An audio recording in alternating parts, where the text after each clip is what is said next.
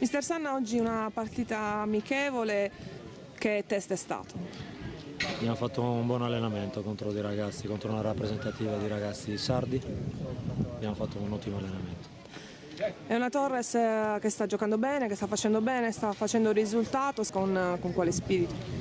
Con lo spirito di sempre, quello di voler fare benissimo, non bene. Noi puntiamo sempre a vincere, poi se gli altri sono più bravi gli toccheremo la mano alla fine, però la squadra si è preparata bene anche questa settimana, contiamo di fare benissimo.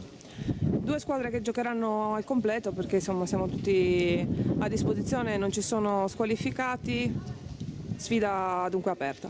Sì, sfida aperta, conosciamo le caratteristiche, conosco perlomeno, domani le dirò anche ai ragazzi, conosco le caratteristiche degli avversari, hanno un campo veramente disastroso e quindi comunque affrontano una squadra molto aggressiva, per cui dovremo stare molto attenti, dipende molto da noi. È stata smaltita anche la sbornia dell'ultima vittoria. La sbornia dell'ultima vittoria, delle vittorie deve essere smaltita dopo un paio di giorni, non di più.